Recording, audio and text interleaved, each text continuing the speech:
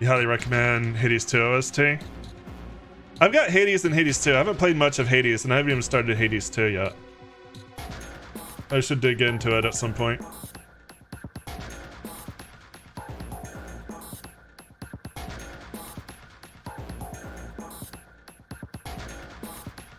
Alright, welcome back Twitch and YouTube to just another game. 9 hours, 9 persons, 9 doors. And I believe this will probably be the conclusion. The flowchart seems to be still have a ways to go, but I'm pretty sure there's only one more escape room after this. There's just going to be a lot of dialogue, so we'll see. Maybe this is the last one, maybe not. Anyway, let's get out of here. I don't think I need to search the coffin. How do I get to the door? There we go. Swipe the card. It's unlocked. Now we can go back to the library. Hold up. Hurry up, Junpei. We don't have time. Let's go.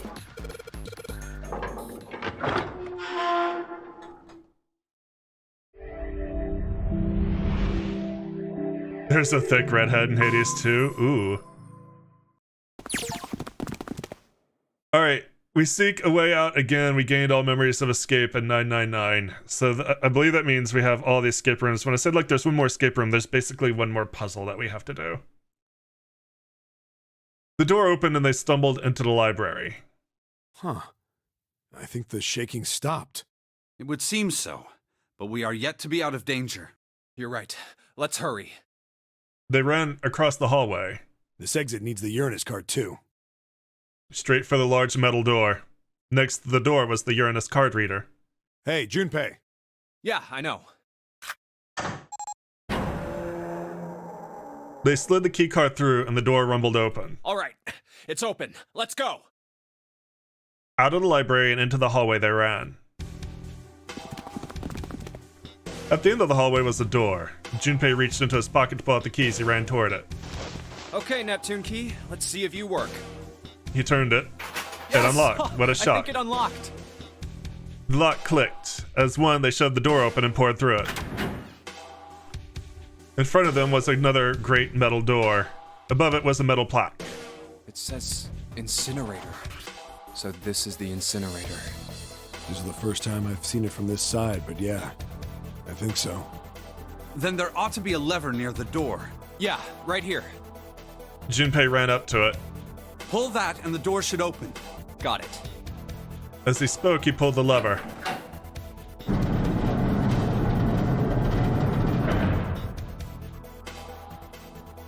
The motor in the door groaned as it slowly ground open. There was no time to waste. Let's go. As soon as the door had opened far enough to admit them, all four dashed through. Then suddenly, there before them were the four who they'd only parted from earlier. Ace and Lotus stood in front of the number 9 door. Santa was curled into a ball against the wall of the incinerator, holding his stomach. And then there was June. She sat slumped against the wall, exhausted. What the hell is going on? Junpei ran toward June. He skidded to a stop in front of her and knelt down. What's wrong? Are you okay? Her face was pale and her lips dry. When she spoke, he could barely hear her. Jumpy, you came to get me. Of course I did. I made a promise. I'm so glad you're here. So glad. She mumbled the same words over and over, weakly. Junpei could feel his heart breaking. Hey, what happened to you? I'm fine. I just fainted. I wasn't feeling very good. I'm feeling a lot better now, though. Are you sure? Yes. I just need to rest a little longer. I'm sure I'll be fine. You shouldn't worry about me. She was looking towards Santa. Junpei turned to look as well. Santa. Santa grimaced, his face contorted in pain. Seven grabbed him by the collar and roared at him. Hey, where is it? Where's the gun? You hide it somewhere? Despite himself, a grunt of pain escaped Santa's lips as Seven shook him. I don't have it. I got sucker punched and they took the gun. What? Who took it? What? Isn't that obvious? I took the gun. Oh, hey, we've seen this before. Ace. He did indeed have the revolver in his hand. It was pressed against Lotus's temple. Ace had her pinned to him with the other arm, and she was shaking visibly. Her fiery attitude was gone, replaced by fear. She didn't dare speak. There was sweat on her forehead. When her eyes weren't flicking up to the gun pressed against her, they seemed to desperately want to say something. Just what the hell do you think you're doing, Ace? Or maybe I ought to say Gentaro Hongo, CEO of Cradle Pharmaceuticals?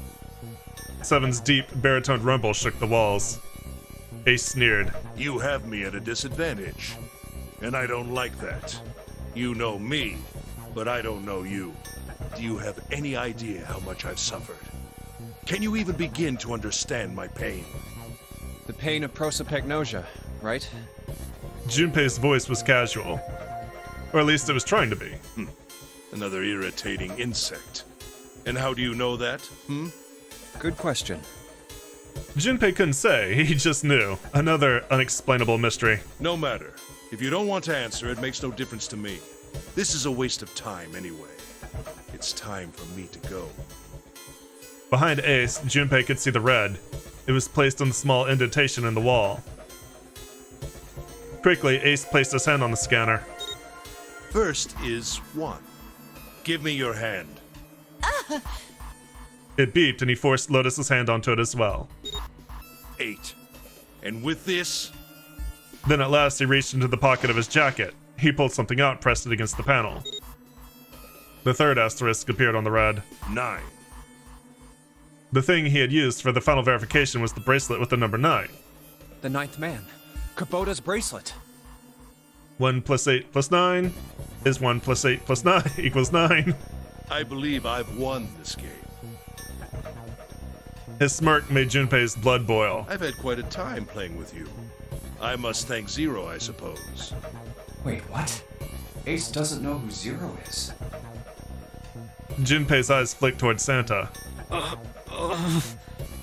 He hadn't moved since they entered the room. Santa was still holding his stomach and groaning as if in immense pain. Junpei wasn't sure if it was real pain, but he wasn't sure it wasn't either. What the hell are you planning, Santa? At any rate, this game ends now.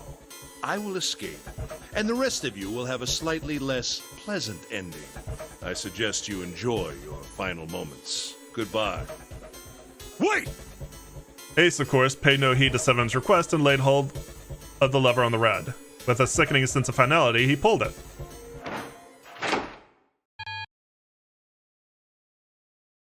What? Why isn't it opening? One more time. Lotus tried to take advantage of Ace's confusion and managed to twist herself out of his grip, but... Oh, so she is wearing pants. At the last second, he grabbed hold of her wrist and shoved it on the red. Now open! He waved the number 9 bracelet over the red, and then his own bracelet as well. He pulled the lever a second time. No! What is this? Why? That digital route should be 9! It has to be 9! Then why? Why isn't it opening? Ace's fury and confusion had overridden all other thoughts. He set down the revolver. It was just below the red. Now! Seven chose that moment to act. He moved far faster than a man of his bulk should have been able to and launched that bulk straight at Ace.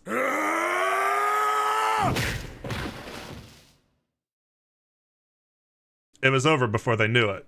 No! In the blink of an eye, Ace was on the floor. He rolled onto his side, groaning in pain. Oh. Lotus ran straight for Junpei.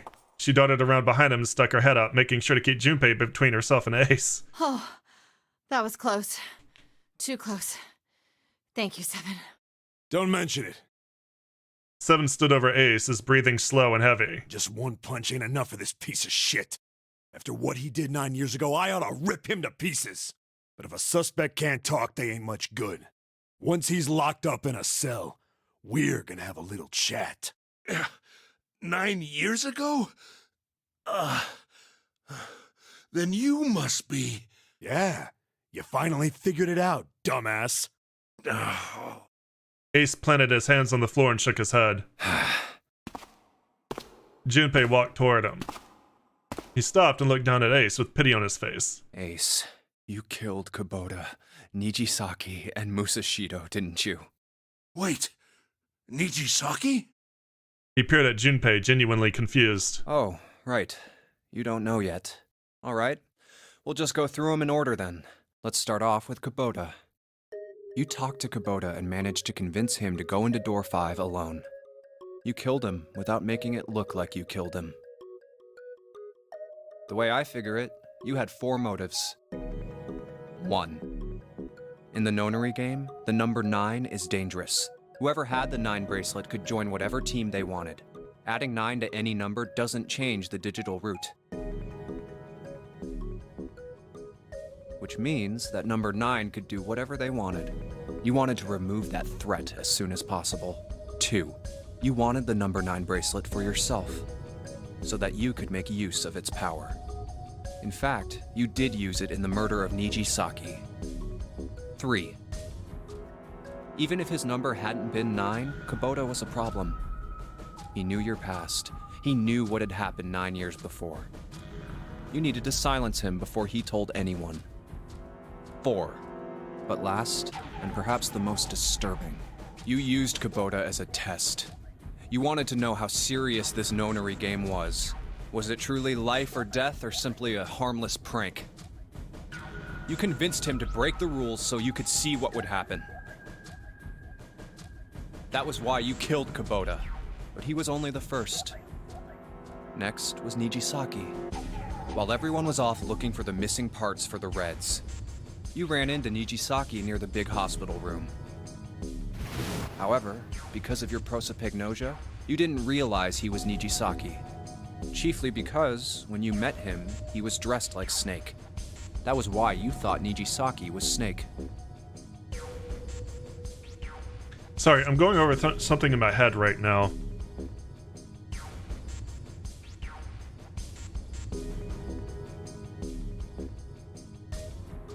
No, that's not... That was Nijisaki? Why? How did... I'll get to that. Anyway, you thought he was Snake.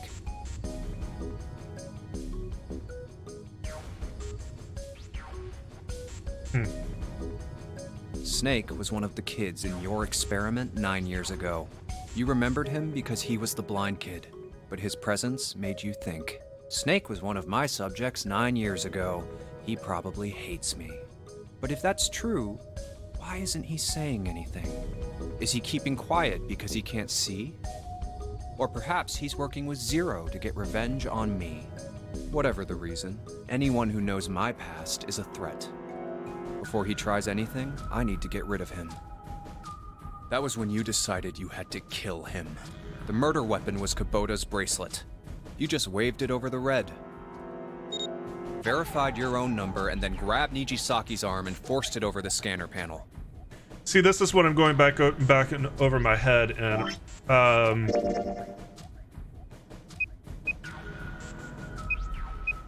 right, 1 + 2 + 9 would be a digital root of 3.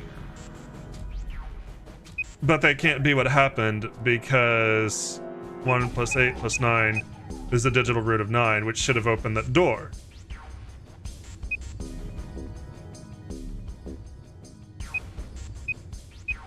And this is the same. Oops.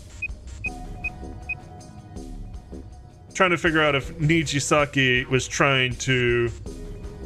If Nijisaki had actually had the 2 bracelet on or not. So either Nijisaki had the 2 bracelet on, and for whatever reason door 9 isn't door 9, or Nijisaki didn't have a 2 bracelet on, but then because otherwise there's no way that he could have opened door 3.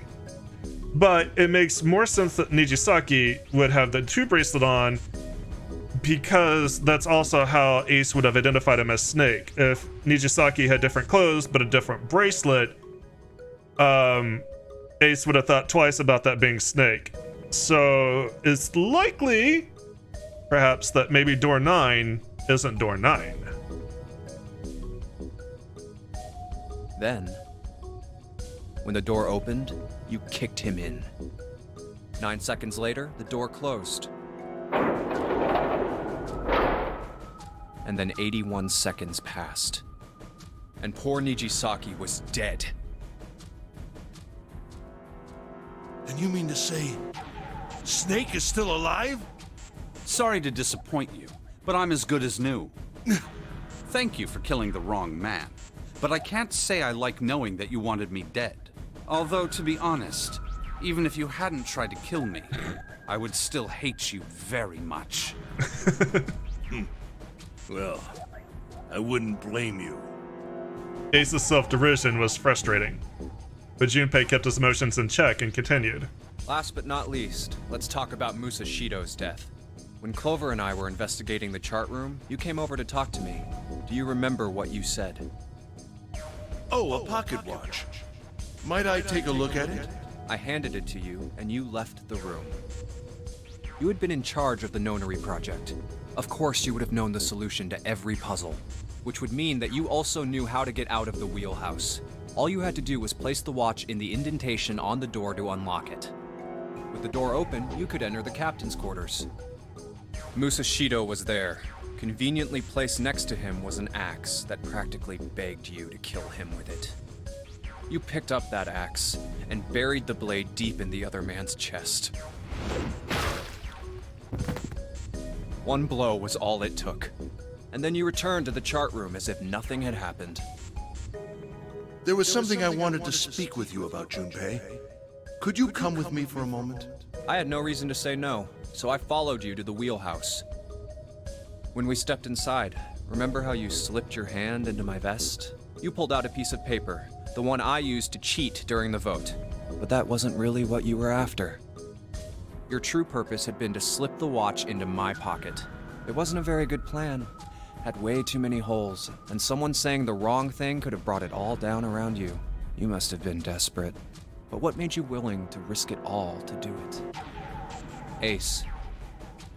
That was the only thing Junpei hadn't been able to figure out. Musashido's murder is the only one I don't understand.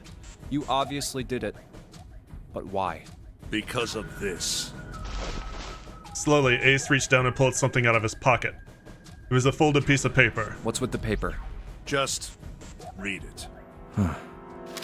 Junpei took it and opened it. Let's see. This was what it said. Number 1. There are 2 ways you might survive this ordeal. The first is to win the Nonary game. The second is for you to confess your sins of 9 years past. I have prepared a camera in the captain's quarters. The images captured by that camera will be streamed through a satellite and distributed across the world. Simply look into the camera and repent. Once you have confessed everything, I will release you from this ship. To make your confession more credible, I have left you a witness in the captain's quarters. Perhaps he will confess with you. The decision is yours. Do as you please. 0. When I awoke in that room on D-Deck, I found that in my pocket. That was why I chose door 1 when we voted. If I went through that door, I knew I could get to the captain's quarters. As you said, I knew how to enter the wheelhouse. My plan was to find the pocket watch before anyone else. If I could, then my alibi would be set. At least, that was the plan. Unfortunately for me, you got to it first. That sleight of hand was the best I could manage on short notice. You meant to kill him from the beginning then? Musashido, I mean. I only knew Musashido was the witness after I reached the captain's quarters. I asked him, and he answered. He seemed groggy. Perhaps he had only just awoken from sedation. I suppose Nijisaki was in much the same state.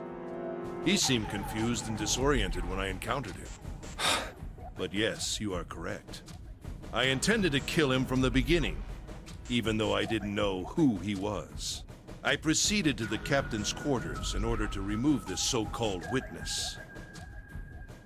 Ace had confessed everything.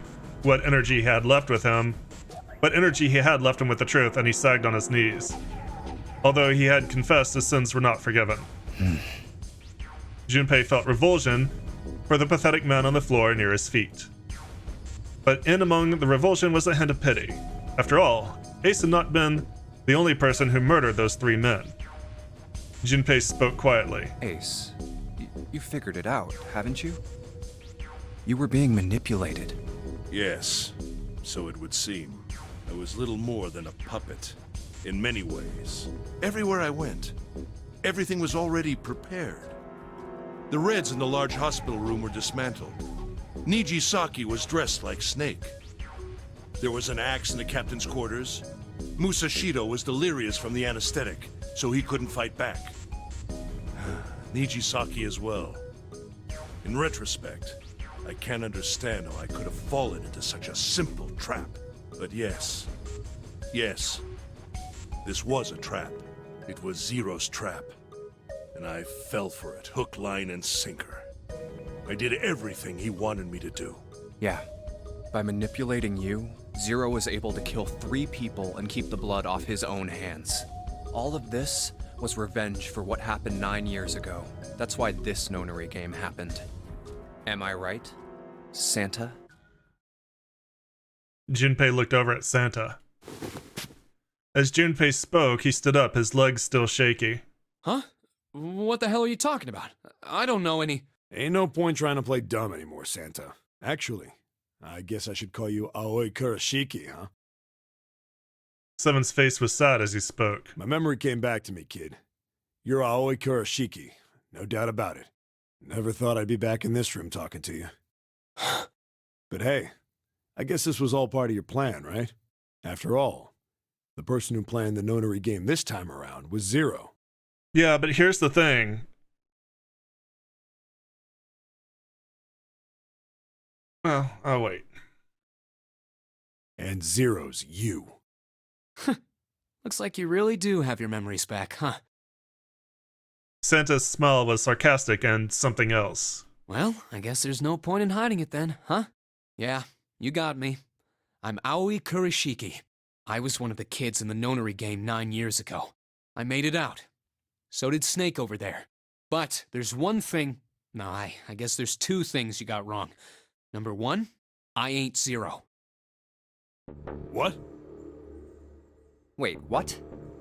Sure, I was helping Zero out, but I'm really more of an assistant, like a secretary. But an assistant's only an assistant. I didn't come up with all this. All I did was follow Zero's orders. Then, if you're not Zero, who is? Calm down there, Junpei. Didn't I say 2 things? You made one more mistake. Junpei, you just said all of this was revenge for what happened 9 years ago. That's why this nonary game happened. But that's not it. Revenge isn't the only purpose. There's another reason you guys were playing the nonary game. To save someone. Save someone? Right. You were brought here to help my sister. To save Akane. What the hell are you talking about? Akane Kurashiki died 9 years ago in this room. I was there. I saw... Suddenly, Seven froze. His eyes went wide as dinner plates and he spun around toward June. Junpei followed his gaze. What? She was gone. Where June had been, there was nothing. What the hell? Where is she? Where's Akane Kurashiki? Seven began to mumble to himself, a strange series of words strung together as if his mind wasn't functioning properly. His face was twisted with effort as though he were struggling with something they couldn't see. He gritted his teeth and pressed his hands against the side of his head. Oh, my head! My head, it feels like it's gonna pop. Seven! What the hell is going on? Yeah. We are now in the box. Either Akane lives or dies, and Seven's mind is trying to figure out which that's gonna be. I don't know. I swear to God, my head feels like it's about to explode! From somewhere far away, they heard a deep, heavy noise. It sounded like a tremendous wheel slowly beginning to turn. Santa seemed to have entered an almost trance-like state. His words were calm and measured. What was the Nonary Project? I'm sure you know already, but I'll tell you one more time. It was a project designed to test a particular phenomenon. And what was that phenomenon? For two organisms to communicate with one another in the absence of physical contact. The morphogenetic field theory.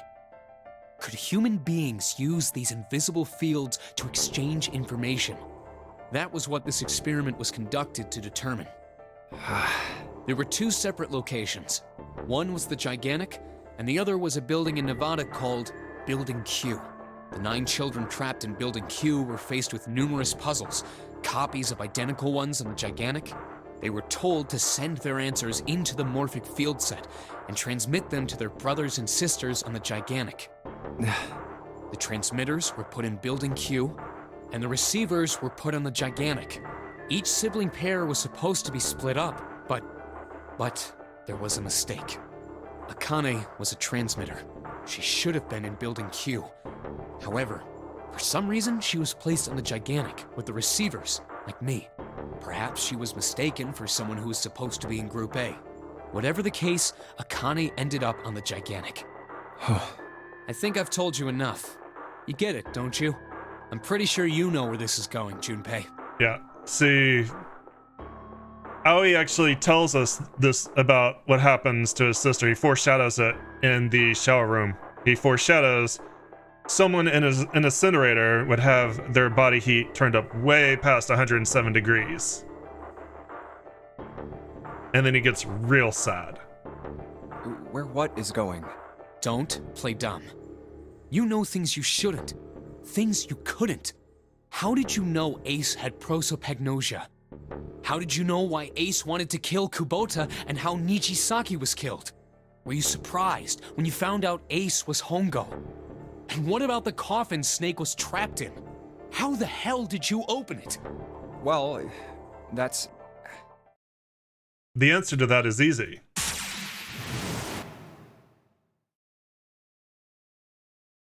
He knew because I knew. Junpei was receiving information that I sent to him through the morphic field set. It's simple, really. How do I know the alternate futures, then? Imagine a river that splits in two, like an upside-down Y. The river flows from the top to the bottom from a single stream into 2 branches. It only flows in one direction. It can never flow backwards. Information is the same way. It moves from the past to the future but never flows backwards. That is why people at the river source in the past will never know about those downstream in the future. But the people downstream will never know about one another either. Information only flows along the path of the river. But I am different. I can manipulate the morphic field set to pluck knowledge from the future. I know what happens on either fork of the river. Even though the people on either fork know nothing about one another. Now, who am I? I am I, the 9th letter of the alphabet. But I am also 0. That's not true, I'm not really 0. Not yet. Perhaps you could say I am less than 0. 0 is my future. In 9 years, I will be 0.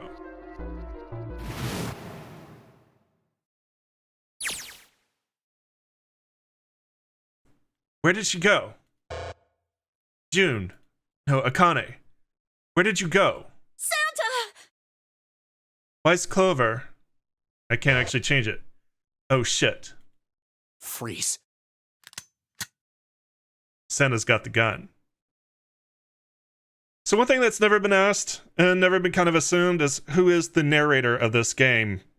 And that kind of gives a big hint as to who the narrator of this game is and kind of why some of the descriptions of things that are happening are childlike, kind of immature, and yet somehow sort of intuitive.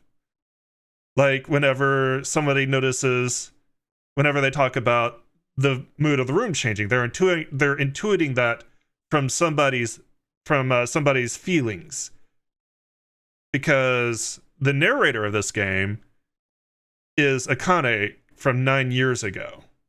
It's child Akane.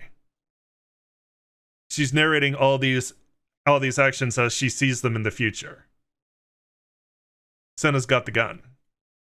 Guess he picked it up when we weren't watching. Looks like he's turned the tables on Ace, though. I wonder how he likes having a gun to his head. Get up. Sure isn't about to take that gun off him for a minute, is he? Ace isn't putting up any kind of fight. I mean, I don't think I would either, but he just looks drained. I guess he's going for the door, huh? He doesn't need to verify to go through that door, but... Hey, what's your plan, Santa? What are you doing? He can't get through any numbered doors with just 2 people. What the hell is he thinking? Didn't I tell you? I'm Santa Claus. It's time for me to go make a wish come true. That's it? That's all he's gonna give us? What the hell does that even mean? Shit, they're out. So I think the reason why there isn't a novel screen, there's only adventure screen, is because this segment of the game has actually changed a little bit from the DS version. They changed the puzzle for the Nunnery game release. For some reason, I'm not sure why. But if Child Akane is less than 0 and 0 is her future, then Akane is 0. And basically, kind of, this is where you get into the motive of things. Santa's motive for the Nunnery game was to save his sister, and to get revenge. That's why he orchestrated Ace going around killing everybody. It wasn't necessarily Akane's motive. Akane wanted people to be punished, but whenever, the big clue that something happened that wasn't supposed to happen is the 9th man. That's when she gets a fever. She hadn't planned on him dying. It's kind of implied that Santa and Ace acted a little bit outside of her expectations right then. So she gets a fever, because that moves her closer to a path where she might be in the incinerator. Now the gate's shut. Looks like the rest of us are stuck in here. They're all looking at me. At least Seven's headache is gone. He seems to be alright. I guess there's no harm in trying. Let's see if this door still opens. Damn. Well, it looks like this door isn't opening anytime soon. Oh, you mean we're trapped? So it would seem. The other part of why this probably goes to the adventure screen is to reinforce the fact that there is no narrator at the moment. What the hell is Santa trying to do? Oh my gosh. Oh my gosh, what? Have you considered where we are? There can really only be one thing Santa would do now. No, you can't be serious. Oh, but he is. Shit, we gotta do something. Maybe we can still get out through door 9. There's the red. Yeah, alright, we can do this. I just gotta... No, it's not gonna work. There's no way. The 5 of us can't open this door. 2 plus 4 plus 5 plus 7 plus 8 is 26. 2 plus 6 is 8. I mean, you can just figure this is 9, so 8. Is there any combination that'll work? Junpei, can I borrow your pen and notebook? Sure, why not? I don't think I'm going to need them. Ever again? Well, she certainly looks purposeful. Looks like she's writing equations, a lot of them. She doesn't look very happy. Hey, no need to be ripping pages out like that. Jeez. What the hell are you doing, Clover? Give me that! Alright, at least 7 got it away from her. Maybe now I can get a look at what she was writing. Let's see.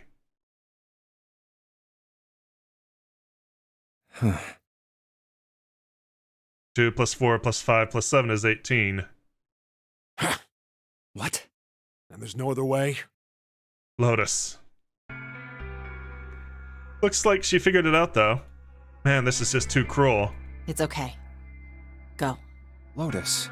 Come on, you know we can't do that. Oh, don't give me that. I'm sure you'd love to get rid of me. God damn it, you idiot! Where the hell did that come from? Looks like she expected that about as much as I did. Without...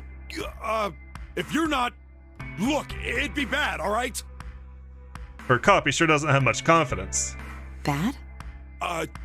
Yeah. If there weren't assholes like you around, I'd be out of a job. Uh-huh. Look, I'm just not leaving you behind, all right? End of story. 7. He's right. I'm not leaving you either. Me too. You didn't honestly think I'd abandon you, did you? You're all idiots. Act as tough as you want, Lotus. We can see you're about to cry. That being said, However, I doubt we would be able to open the door anyway, even if we were to leave Lotus behind. Huh? Why? I trust you remember what happened to Ace? I couldn't, see exactly what happened, but I was able to guess what he was attempting to do earlier at the Red. oh yeah. No! What is this? Why? The digital route should be 9! It has to be 9! Then why? Why isn't it opening? Just to see, why don't we give it a shot? Give it a shot. Yes, that is what I said.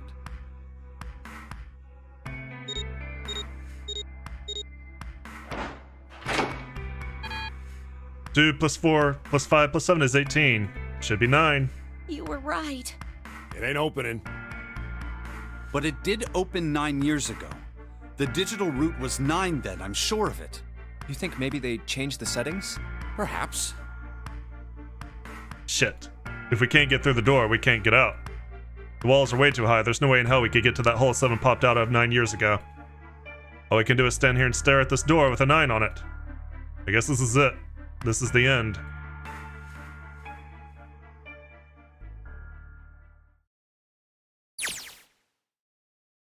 I was watching. There we go. Akane vision.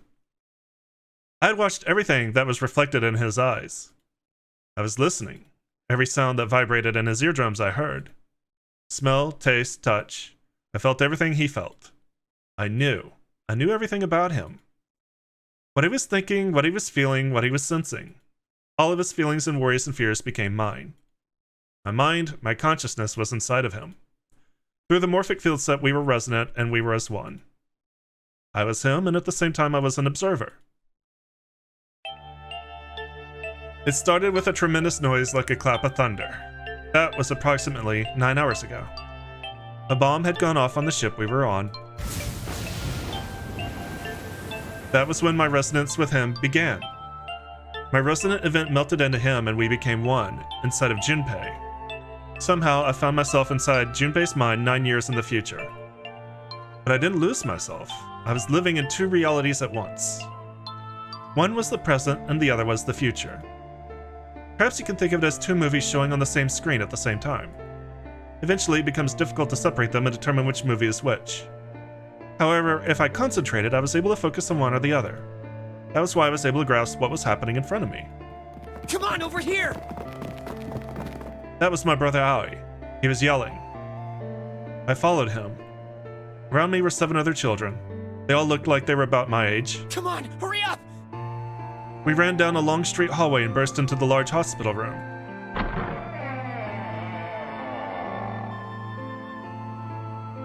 Everyone was arguing. 2 of the boys got in a fist fight. A girl watching them began to cry. I want to go home, she cried. I want to go home. Another girl slapped the crying girl and glared down at her. It has been 2 hours since the nunnery game began. We were starting to fall apart. But just when all hope seemed lost, Light started talking. He was blind. 9 years later, we would call him Snake. Hello? Everyone? Could you come over here for a moment? So, one of the funny things about Light and Clover, you never found out their last name in the game, but like in one of the Q&As, the director's just like, why don't we just say his last name is Field? So, his full name is Lightfield, and Clover's full name is Cloverfield. Clover is her name, it's not just her code name. The fights died down and we gathered around him. I have a little sister. She is very important to me. Right now, she is over in Building Q and is desperately trying to send information over to me.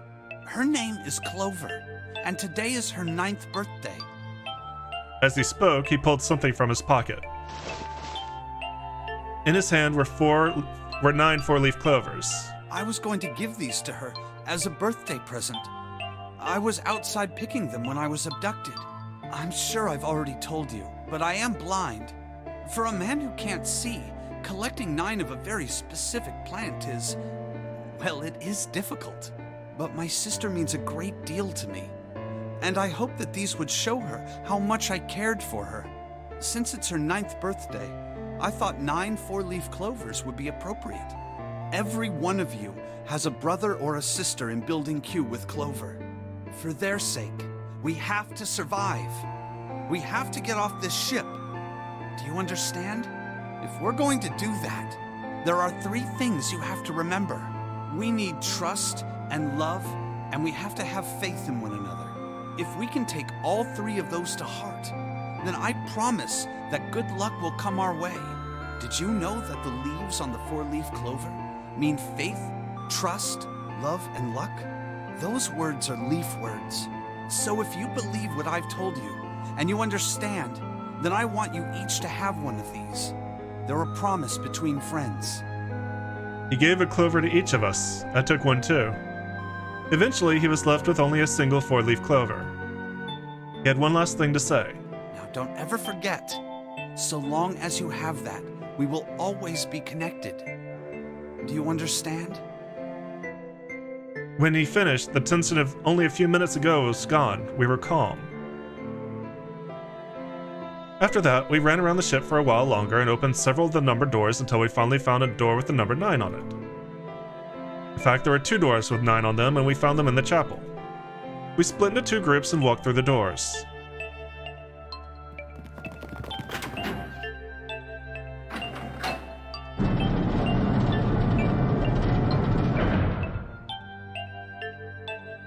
Before long, we all found ourselves in a room with a ceiling that looked like an upside-down funnel. For some reason, this room had a numbered number 9, another number 9, but this time it was the only one.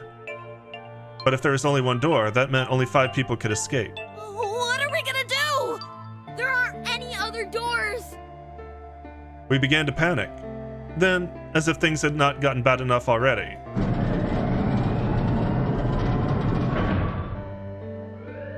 Warning. Emergency incineration command has been acknowledged. Automatic incineration will take place in 18 minutes. Please evacuate the incinerator immediately. Repeat. Emergency incineration command has been acknowledged. What? What's happening? What did that thing say? That didn't sound good. my brother Aoi swallowed hard and answered, I think it means this room is gonna burn. Burn! The plaque on the door says incinerator, and that voice said that the incineration is about to start. And incinerate means to burn. No! Help me! Abject terror filled the room as everyone began to scream and cry. Every pair of eyes were filled with despair. Then, high up on the wall, a door opened and a man appeared. He was a huge, frightening mountain of a man as large as a bear. 9 years later, we would call him 7. Don't worry, kids, I'm not your enemy. I'm one of the good guys. I'm a detective. I'm here to rescue you. The rest happened just like 7 had said it did. The 4 of us who stayed behind were saved by 7. We crawled through the vent away from the incinerator and slid down into the hall. We came out on the other side of door 9. On the wall opposite the door was a set of double doors. We went through those and began to run up the spiral stairs. As we ran, I led the way. Behind me were Nona, my brother Aoi, Snake, and 7.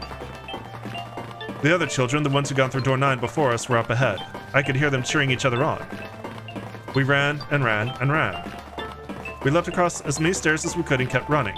The stairs spiraled upward like a tornado. Eventually, I pulled ahead of the rest. Perhaps Nona had slowed them down. I didn't want to lose them, so I slowed down as well. I didn't stop, but I glanced over my shoulder from time to time to see if they had caught up. That was when I realized... Oh no, where is it?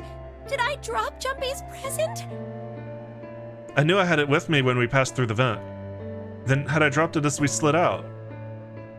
I had to go back. I had to. But I knew I couldn't tell the others. They would stop me, I was sure of that. I didn't stop to think, I simply moved. I ran to the central hall, the room that connected to all the other areas of the ship.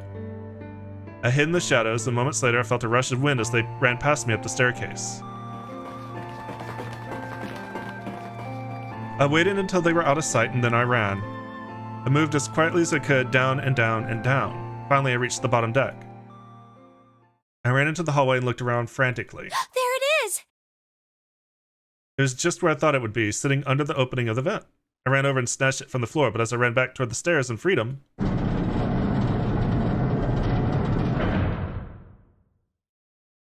the door to the incinerator opened and a man stepped out. It was Hongo. Gintaro Hongo. 9 years later, we would call him Ace. Ah, how wonderful to see you decided to come back. His smile made my blood run cold. It looked mechanical, as if someone had simply pulled up the corners of his mouth. Come with me. We must continue the experiment. I shook my head, eyes wide. Slowly, I began to walk backwards. I had 1 step, 2 steps, 3 steps. Then I spun around and broke into a run. I felt Hongo's hand close over my left wrist. I said, come with me. There was an edge of insanity to his voice now. I pulled as hard as I could. No! Stop! Let go of me! Let go! I shook my body and flailed my arms, trying desperately to get Hongo to let go of me. But I was still only a child. I was no match for a man like Hongo. Stop struggling, goddammit! Do as I tell you! He heaved on my arm, trying to pull me into the incinerator. I screamed. Help me! Somebody help me! Then suddenly, Akane! the door to the stairs flew open, and my brother Aoi burst out of it. Behind him came Seven and Snake. Akane! He cried my name again as he leapt toward Hongo. You came back! I cried out. But then, Ah! You're too late, idiot! Hongo threw his full weight against my arm, pulling us both into the incinerator. Ah! The force of it threw me to the floor. I scrambled to my feet and looked toward the open number 9 door. Hongo stood between it and me, but behind him I could see my brother, his fists clenched. But those fists never reached Hongo.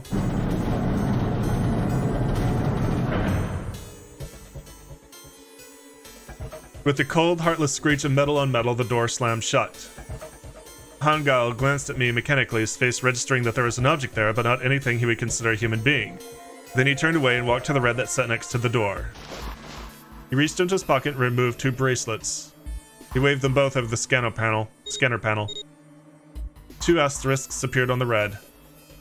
He checked the screen, then tossed the bracelets carelessly on the floor. What was he doing? What was the point? He made no effort to explain himself, of course. He said nothing at all and walked past me as though I were nothing more than a rock by the roadside. A few moments later,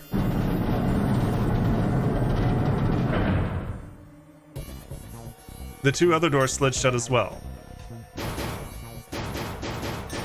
Faintly, I could hear someone pounding on the door behind me. I turned around and ran toward the door with the 9. Akane! Akane! Are you okay? I could hear a voice from the other side of the door. A worried, frightened voice. Help me! My throat was already raw, but I screamed as loud as I could. My voice echoed lonely around the empty room. What should I do? I think I'm trapped in here! Where's Hongo?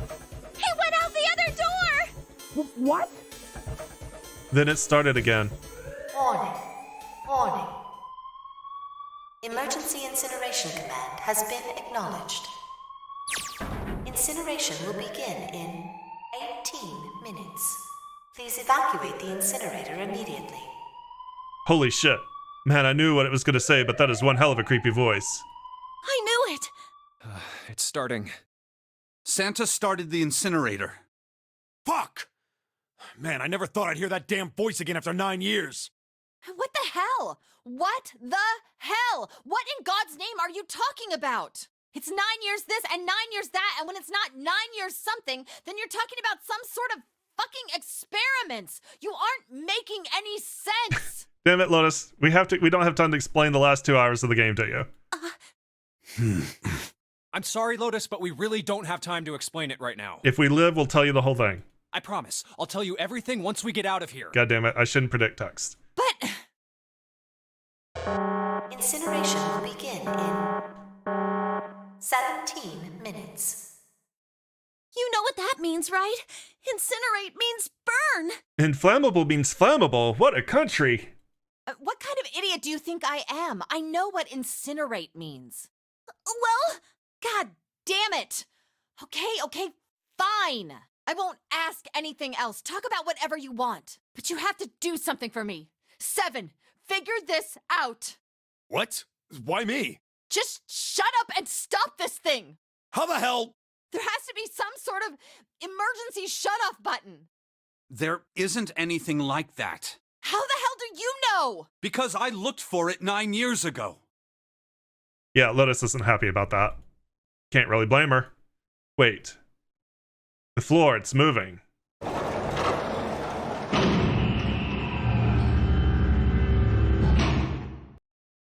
What else can I say about it but... What the hell is that? What is that?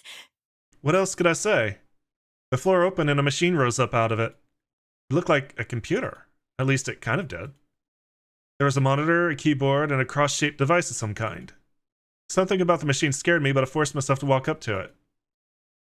I was terrified. Tears poured down my face. I wiped them off even as more took their place, and forced my way forward. Finally, I reached it. I looked at the screen. It was blank. All I saw was my own frightened face staring back at me from the glass, drenched in tears. All I can see on the screen is a reflection of my own face. I'm looking kind of freaked out. I know I'm sweating like crazy, but seeing it kind of drives it home. Okay, Junpei, just calm down, alright? Everything's gonna be okay. Man, I wish that thing would just shut up. Incineration will begin in 15 minutes. Alright, back to this thing. If it's only showing up now, then it's gotta be important. What the hell am I supposed to do with it? Hey, move! Yeah! Hey, we're all tense, lady. That doesn't mean you get to shove people around. Okay, it's turned on. There's nothing on the screen, though. Oh, this is bad. This is really bad. If there's nothing on here, how are we supposed to do anything with it? Sure, I'll just push buttons. I'm sure that'll... Huh. Well, at least it's on now. What's on the screen, though? What is this? What's up? It looks like some sort of puzzle.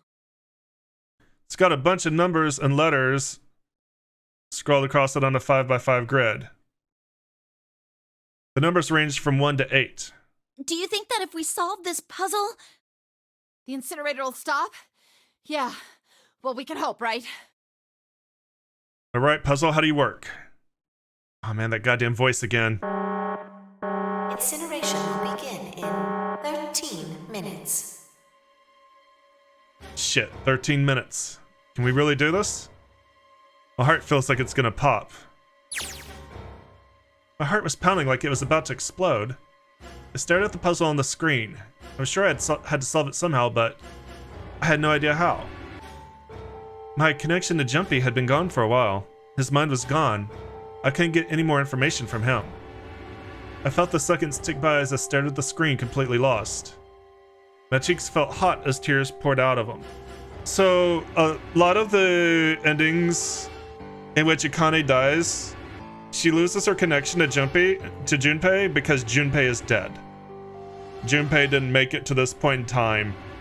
At some point, Junpei was killed. And so, in the histories where Akane dies, it's because Junpei was killed. My cheeks felt hot as tears poured over them. Then I heard a voice. Hey, what are you doing? It was muffled. I turned around. Pressed against the window in the entry door was a face, a frightening, evil face. It was Hongo. How long had he been watching me? Ah, don't know what to do. He was yelling, but his voice was still muffled. It's simple, really. But I suppose I might as well tell you. Just solve the puzzle on that machine. His laughter was muffled by the door, but it still tore at my heart like the claws of a vicious monster. I bit my lip and glared at Hongo, trying to hold back hot tears. You're a terrible person! I hate you! Oh my! How could you call a gentleman such as myself a terrible person? That's not very nice. I'm quite fair. I don't use tricks or play dirty. You see? I've even left you a way out. A way out? Didn't you hear me? All you have to do is solve that puzzle. Do that, and you can stop the incinerator. What's the point of stopping it? You'll only capture me and make me do this all again. I'm not going to listen to you. If you're just going to throw me back in here, I might as well just die now. My goodness, haven't you listened to anything I've said? I told you, I'm a fair man. Huh? If you solve the puzzle, the verification function of the red will in turn activate. If this experiment is to deliver valid results, there must be a chance of success. If you succeed, you will escape. The verification function of the red? Then I remembered. Before Hangao had left the room, he'd scanned 2 bracelets into the red. Ah, so you do remember. Right now there are 2 numbers in the red. The first is 1, and the second is 3. Say, Akane, what's your number? I looked down at my left hand. The face of my bracelet showed a 5. 1 plus 3 plus 5 equals 9. I ran to the door with the 9 on it. I grabbed the red and put my hand against the scanner panel. You really aren't one for listening, are you? I hear Hangao's muffled voice from across the room. I've already told you, didn't I? Once you solve the puzzle, the verification function of the red will activate. In other words, if you haven't solved the puzzle, you can't enter your number. What kind of fool are you? Why are you doing this? You could never understand. You don't know what it's like to spend every day surrounded by monkeys. Now start the experiment. Solve the puzzle. I can't! I don't know how! Of course you don't. Isn't that the point? You understand, don't you? Access the morphogenetic field and find the solution. I can't! Then you'll die. You'll burn alive. It's gonna be quite hot in there in a few minutes. I imagine it will be very painful.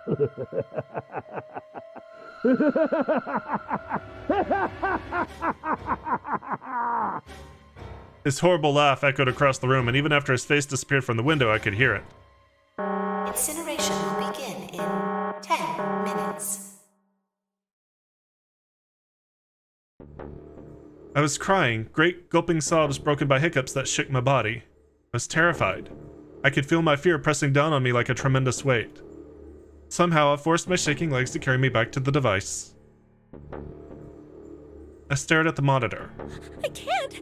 I just can't. There's no way. I can't figure this out. What was I going to do? I didn't know. I didn't even know where to start. Fear scattered my thoughts, and all I could think of was how I was going to die. My palms were sweating and my blood was boiling in my veins. It was hot. So hot.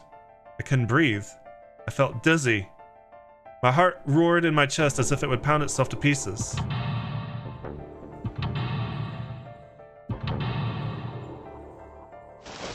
I reached into my pocket. I wrapped my hand around the thing I'd come back to get. The doll Jumpy had given me. At least I had that. I held it tight with both hands and prayed. Help me! Jumpy! Help me! Help me! Help me! Jumpy! Jumpy! Jumpy! Please! Help me! Jumpy! Akane? Akane? Who the hell is Akane? Shut up! Just shut the hell up! Seven and Lotus don't understand. I think Clover and Snake have an idea, though. Clover's looking at me. And I think Snake may have figured it out. No, it doesn't matter, they're in my way. Where'd you go? Maybe over here? Akane! Akane! Can you hear me? Akane! Say something! Fuck! Did something break her connection? I swear I just heard her. Shit. Akane! Answer me! Akane! Jumpy? I spun around. I heard a voice. His voice. I looked around. He wasn't in the room, of course, but I'd heard it so clearly. Like he was right there. Jumpy! I screamed as loud as I could. Akane! Jumpy!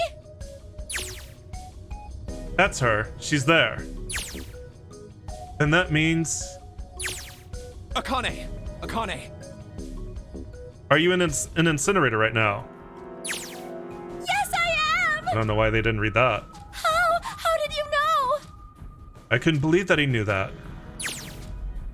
Now I understand what Santa meant. Right. There's only one way to help her. You were brought here to help my sister. To save Akane. I think I get it now. Incineration will begin in 7 minutes. Jumpy, we don't have time! As quickly as I could, I told him that I had to solve the puzzle in order to stop the incinerator. Got it! And I do. I get everything now. At last, I finally understand what all of this means. I know why the nonary game was held today. I know why we were kidnapped and brought here. It was all for this moment. All of this was planned out to lead to this one moment. Oh my god. This is insane. I can't believe it, but there's only one possible answer. June is... 0 is... Akane Kurashiki. She recreated the history of the future that she had a glimpse of 9 years ago. She tried to save herself that way 9 years ago. She's trying to save herself right now. That means there's only one thing for me to do. Even if this is all some sort of insane plan, I will save her. I will save Akane Kurashiki. I must save her no matter what. Incineration will begin in 6 minutes. The voice reminded me of how much time I had left. Jumpy! Yeah, I know. Just hang on, all right? I promise I'll get you out of there. I'm not gonna let you die. I promise. So don't worry, all right? Just give me a few minutes, okay? Okay. My voice shook as I answered. It was hot in the room. I felt like my heart was on fire. 6 minutes or not, my heart burned with my feelings for him. Alright, time to get to work, Junpei. Is Snake talking to them about something? Whatever, it doesn't matter. Get out of my way. Hey, what are you... Just trust me, okay? Sorry, Lotus, I didn't mean to snap, but there's a lot more at stake here than your pride. I'll apologize later, alright? Let's have a look at this thing. I got numbers all over this grid. I think the panels are out of order. So I just need to switch these out? Staring at it isn't going to accomplish anything. I just have to try it. Just think of what I did all those times before. I'm gonna do this on my own, with my own mind. I'm gonna solve this problem. So they have changed this a bit. This used to be a much trickier puzzle. This actually used to be, in the DS version, this used to be a Sudoku puzzle. But you were playing it from Akane's point of view, so you were actually playing it backwards. This is a much simpler puzzle. You just kind of have to switch the panels around, and you just kind of, it's really easy. It's actually kind of silly. But if you just make password down here at the bottom, the puzzle solves itself. Please enter password.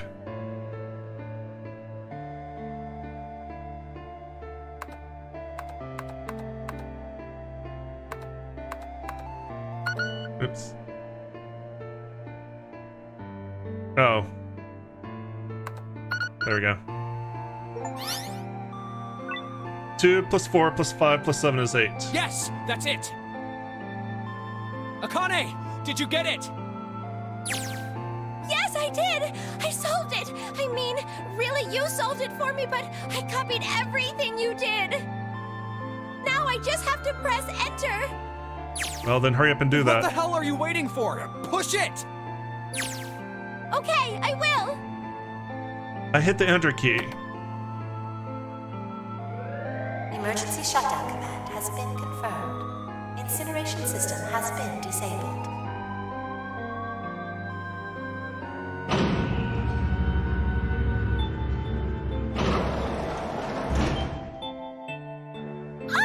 Jumpy! It worked! It worked! The incinerator shut down! It worked! Tears rolled down my face as I cried out to him, but they were a very different sort of tears. A wonderful feeling of accomplishment and relief flooded my body. At the same time, what strength I had left disappeared and I collapsed to the floor. For a while, I just lay there laughing and crying and enjoying being alive. Every time I thought about him, I thought my heart would burst. Whew.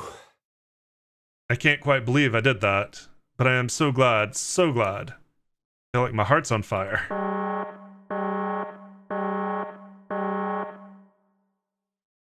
No, I don't have time to be thinking about that kind of shit. I need to tell Akane. Akane! Sorry, but things are kind of busy over here. I'm gonna have to hang up now, okay? Oh, of course, that's fine. I wiped the tears from my eyes and nodded vigorously, even though I knew he couldn't see me. Then I looked over at the corner of the floor. There were the 2 bracelets Hangao had left behind.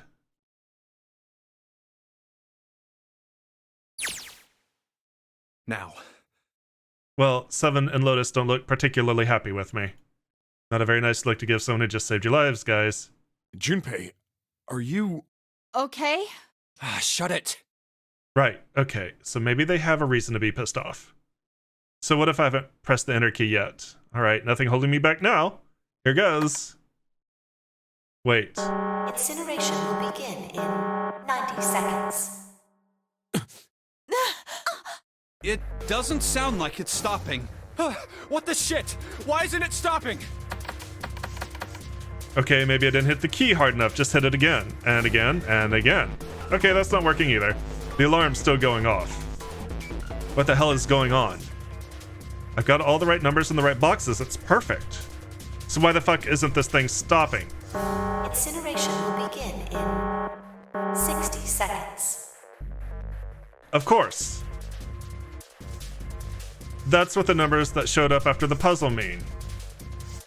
Snake, Clover, me, Seven, and Lotus. Then, door 9. That's it. That number on the door isn't a 9. It's not even a number. It is hidden, but an exit can be found. Seek a way out. Seek a door that... Holy shit. Of course. Then we just have to put the right number in the red and...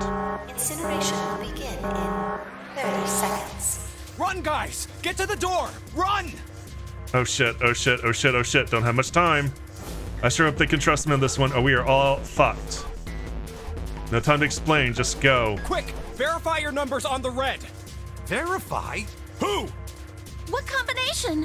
All of us! We all need to verify! Why? You really think this is a good time to ask questions? Just do it! Hurry, hurry, hurry, hurry, hurry.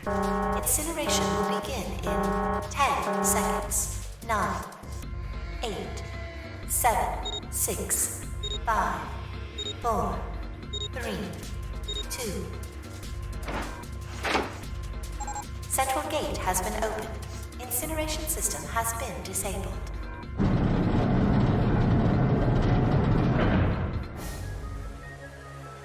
Oh, thank fucking Christ. No time to be happy, time to go. Hurry! We've only got 9 seconds before the door closes! Go, go, go! Come on, guys, move it. Okay, they're all through, move it. Just in time.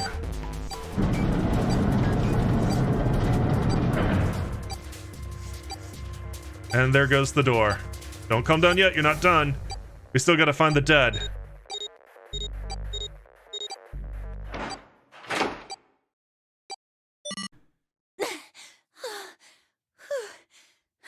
It was not a number 9 door at all.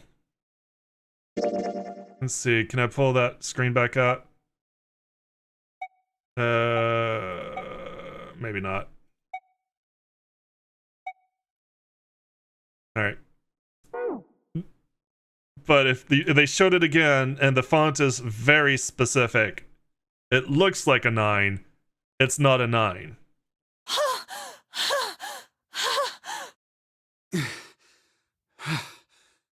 Shit. Looks like we made it, huh?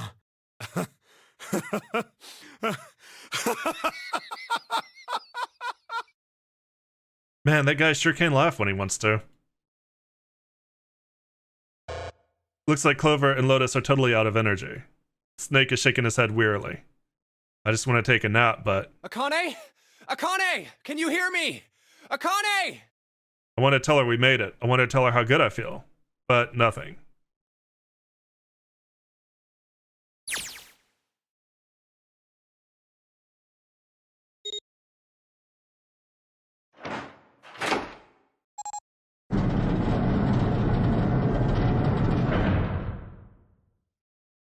The door opened. Standing in front of it was my brother. Akane! Oi! I cried his name even though my voice was almost gone from screaming, and I leapt into his arms. Oh, Oi!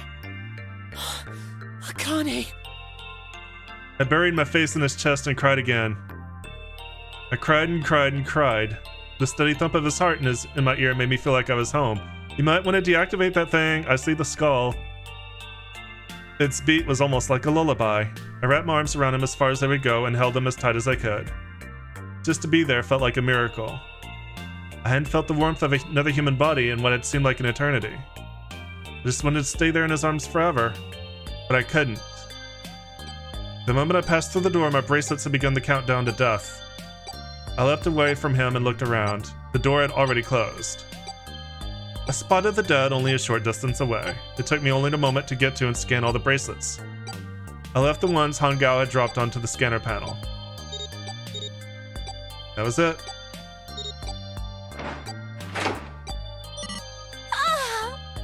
I took a deep breath and looked around again. The huge detective who we'd call 7 in 9 years and Snake, the blind boy, were looking at me. They seemed to have been utterly stunned by my sudden appearance. Their eyes were wide and the mouths hung open. Alright, let's get out of here. If we don't book it, we might run into Hongo again. Aoi was right. It was time we got moving. The mention of Hangao seemed to jar 7 and Snake out of their surprise, and they nodded. We took off running up the spiraling stairs to freedom. Time for more running. But if they can get us out of here, no wonder we're running so hard. My heart's beating so hard I can barely hear. God, I can't wait to breathe real air again. Is 7 talking? Hey, Junpei, can I ask you something? What's up? That door, the one with the 9 on it. Why'd it open? Yeah, all 5 of us verified our numbers on the red. 2 plus 4 plus 5 plus 7 plus 8 is 26. That makes our digital route 8. It shouldn't have opened. That's not like you, Lotus. I thought you would have figured it out already. Huh? Why? Because you were the person who taught me about the idea of bases. Bases? Yeah. What are the 2 numbers in base 2? 0 and 1. How about base 10? That goes from 0 to 9, right? And how about base 16? 0 through F. After 9, it starts at A and goes from there. B, C, D, etc. You're right. In other words, A in base 16 is 10 in base 10. B is 11, C is 12, D is 13, and so on. So, what about it? You don't get it? What if we keep going with that pattern? What if you go way past base 16 all the way to base 27? Base 27? Yeah. Well, the numerical digits are the same, so I guess you'd add alphabetical digits. E is 14, F is 15, G is 16. H is 17, I is 18, J is 19, K is 20, L is 21, M is 22. N is 23, O is 24, P is 25. Yeah, and? What comes after that? Q. 26! And what does that mean? Wasn't a 9 on the door. It was a Q! A fucking lowercase q! Q in Japanese means 9. It's a little bit of wordplay. If you look closely at the font,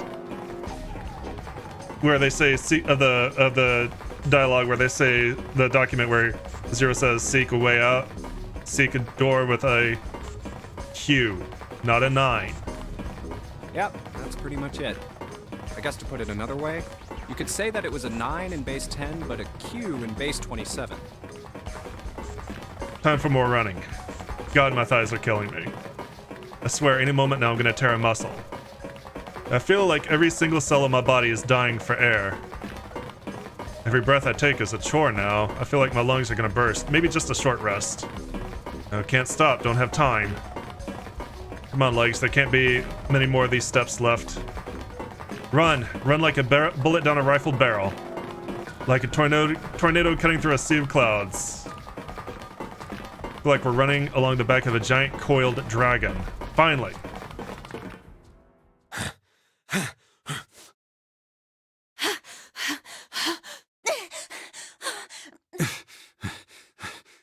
Phew. Jesus, I can barely breathe. No, Junpei, no time to rest. Pull yourself together, you're almost there. All right, I'm gonna open it. Yeah. Yes, we're finally here! Please do. Sure, you look like a big heavy door, but you're the only thing standing between me and my freedom. But even more important than that, you're the only thing standing between me and Akane. You're gonna open and you're gonna open now.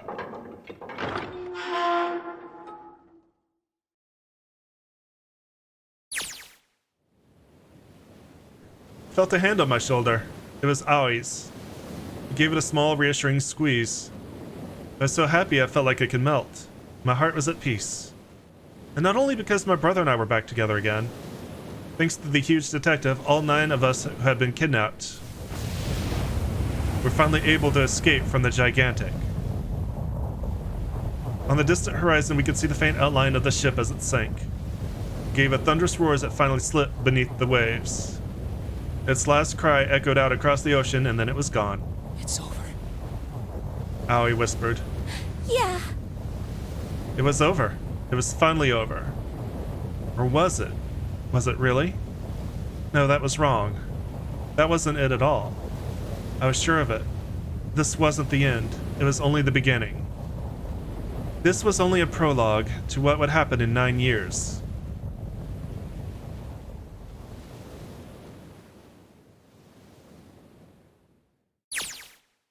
Finally, air. Yeah. Damn, that sun is bright. You can barely see anything.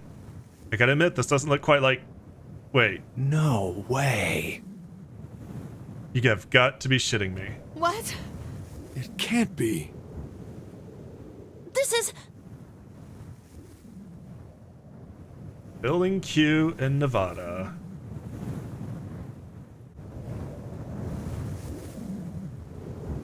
This is the building in the Nevada desert. the mock experiment building.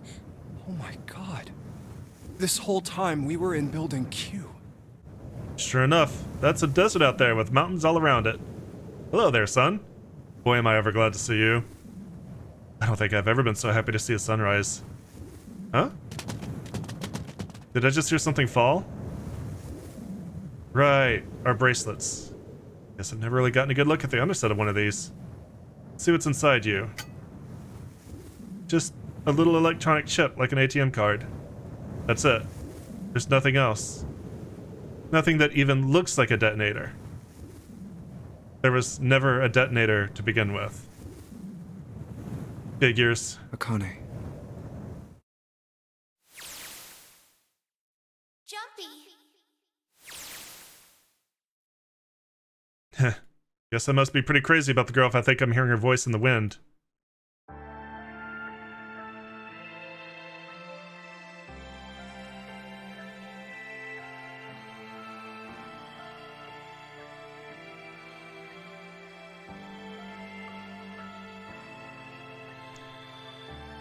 And that is 9 hours, 9 persons, 9 doors. We get both the coffin and the June ending. We have successfully saved a small child who will now have to go and create the events of these games in which we have to save a small child.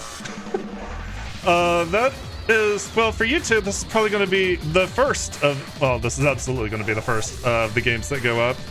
For Twitch, this is the last of them. We actually kind of played a little bit in an odd order, because I played, this is going to be news to YouTube, I played the second game first because I wanted to play the third game, but I never finished streaming the second game. So we ended up playing the second game, then the third game, and then this game. Out of the 3 of them, I honestly think the second game is probably my favorite from a narrative and a puzzle standpoint. The third one is kind of my least favorite. So I kind of like the second game, then the first, and then the third. I don't know if I'm kind of a... Wow. I guess I never actually played that scene, somehow. He went after... I wonder how I didn't run into that scene. Interesting. Probably some order of dialogue choices that I didn't make. But basically, that's a scene where he goes to try to fight whoever killed the rabbits and he gets his butt kicked. Overall, really pleased with these games. I do always kind of wish that they would have a 4th one. It'll be nice to go ahead and get these up on the channel at some point. I'll probably start putting... I mean, I'm not going to do it tonight because it's like 9 o'clock. I actually have to go do something real quick. But I'll be putting these up on the channel soon. Probably get started with 999 this week. Are you okay? Oh, okay, no. We just had the... It's at the ending. Oh, come on. This is nothing. Really? Yeah. You don't look okay. It was just before the end of elementary school. Jumpy and I were sitting next to each other on a small hill looking down at the town as the sun slowly set. How does it look then? He was half serious and half joking. I thought about it for a minute first. Well, let's see. It looks like you kissed a toad and got warts, but then they just kept growing and growing and growing. What does that even mean? Junpei grinned and... Oh, ow, ow, ow, ow. See? I told you you're not okay. You're too reckless. You can't beat 5 8th graders, Jumpy. That's crazy. Yeah, but I couldn't just stand there. I mean, don't you think so? I had to do something. Look at the Nevada desert go past. For an SUV, this thing has a pretty smooth ride. Sure, it's nice of someone to leave it for us outside the building, keys in the ignition and gas in the tank. Almost like it was a present, you know? Anyway, we jumped in and now here we are, screaming across the desert. Lotus is over there in the passenger seat. Snake and Seven and I are all squeezed in the back seat here. I still can't believe we let her drive. Woohoo! This is so fun! This is so awesome! Driving is so great when there's nothing around, and there's no speed limit. Hey, Clover, watch those bumps, all right? This car jumps even a little, and I think I'm gonna get crushed to death. Hey, shut it. I can't help if I'm big, all right? Suck it up. Why don't you drive, Seven? I'm a cop. I ain't gonna break the law. He doesn't have an international license. Yeah, but you could have sat in the passenger seat. Oh, hell no. There's no way I'm giving this seat up. And Clover, there's no need to slow down. The car Santa and June are in should be somewhere down this road ahead of us. Yeah, I saw some fresh tire tracks going out. There's no doubt about it. Then we've got to hurry if we want to catch them, don't we? Sure thing. Oh shit! God damn it, she doesn't have to drive so fast. Man, I didn't even think a car like this could go this fast. We're sure throwing up a lot of dust.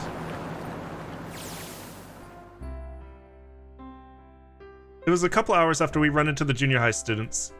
They'd been hiding in the bushes on the back of one of the hills, drenching a kitten in gasoline. The moment we saw what they were doing, Jumpy ran up to them furious. Hey! What the hell are you doing? Then he jumped on them. He quickly scooped up the kitten and tossed it to me. I caught it and ran for the police station as fast as I could. Help me! Officer, please! You have to come with me! The policeman and I headed back to the hill. All we found was Junpei sprawled on the ground with a face covered in big swelling lumps. You couldn't run away after you threw the kitty to me? I asked him. He stuck his tongue out through the hole in his mouth where a tooth had fallen out. Yeah, I guess I could've. Then why didn't you? I didn't want to. I wanted to beat him up. Beat him up real good. Because of what they were doing to the kitty. Yeah, that too, but I think they were the ones behind those murders our first semester. Remember? Oh, you mean the bunnies. Yeah, the bunnies. He plucked some grass from the ground and tossed it into the wind. They asked me what elementary school I was from, so I told them. And then they said they'd do the same thing to you that they did to the rabbits. I couldn't forgive them for that, so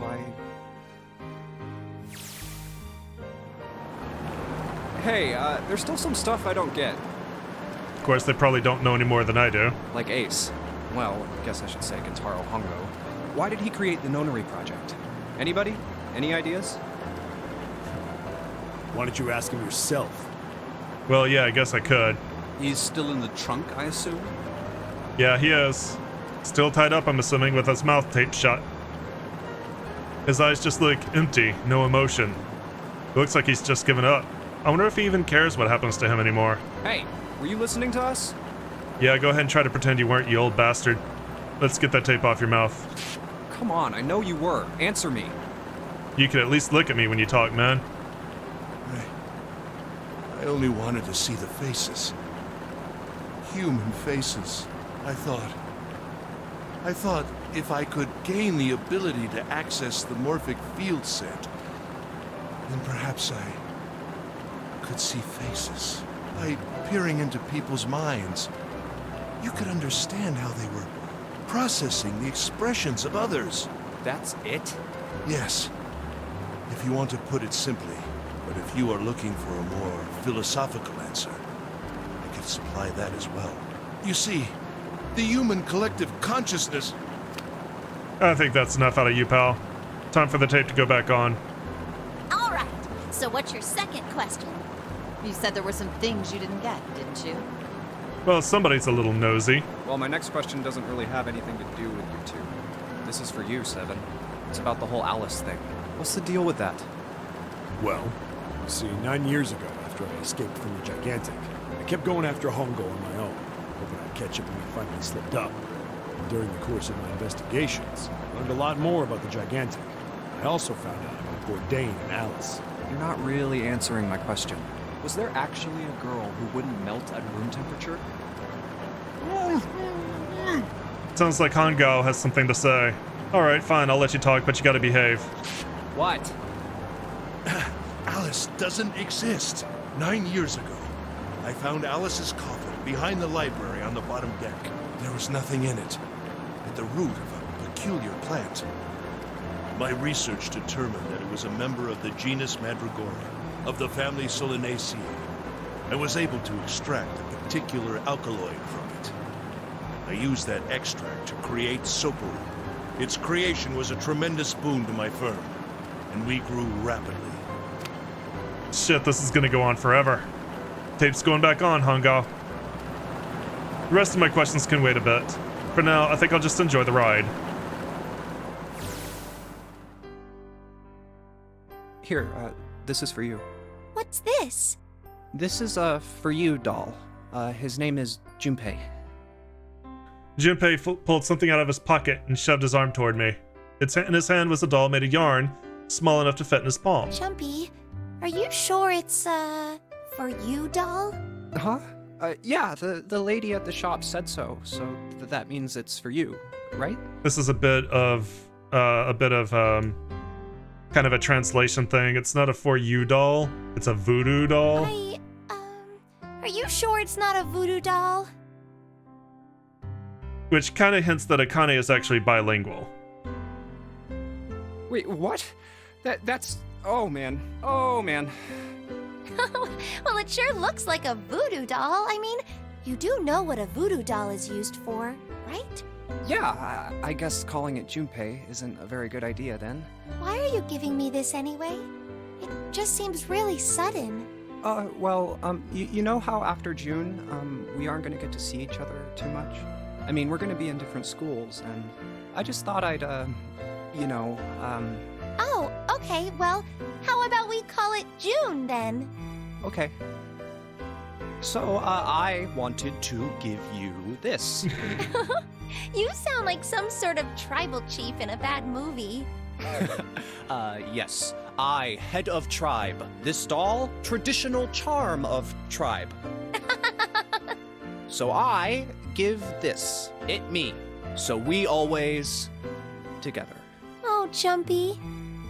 If something bad, then hold and pray. I go wherever you are. So here, take. I reached my hand out and picked up the doll gently. Thank you. Thank you so much, Jumpy. Before I knew it, I was crying. Tears streamed down my face and fell on June's tiny yarn body. Oh, Jumpy. I'll never forget you. I promise. Junpei looked straight in my eyes and said just 5 words. I'll never forget you either. The sky was a beautiful crimson red as it melted down toward the horizon. The last golden rays of sunlight stretched out across the city and painted themselves across the hills. We sat, bathed in the warm light of evening.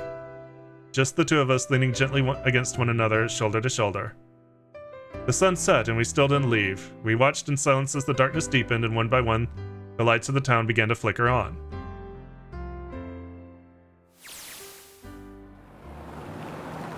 There's still one thing I don't get. To be honest, it's the biggest mystery as far as I'm concerned, and also the only one that's really important. It has to do with June and Akane. 9 years ago, she died in the incinerator on the Gigantic, but she's still alive now as June. How? Was it because I tapped into the morphic field set and saved her 9 years ago? Alright, let's say that makes some kind of insane sense. If I did that, then... how do I make sense of what Seven remembers? Snake makes sense. He's blind. He couldn't have seen her body anyway. But 7, he said he was sure he saw it. Does that mean there's some kind of historical discrepancy? Wait, maybe that's not it at all. There is one other logical explanation. Was what you told me the truth, 7? You looked satisfied. No. No way. He couldn't. Hey, look! Over there. There's somebody next to the road. What? Hmm?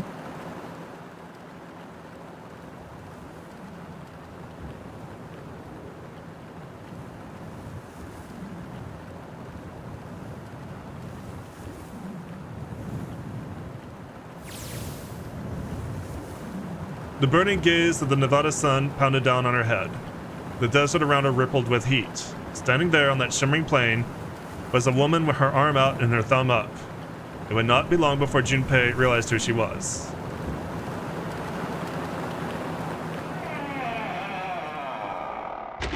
The end. Don't forget your towel. Finished all the scenarios in 999. All right.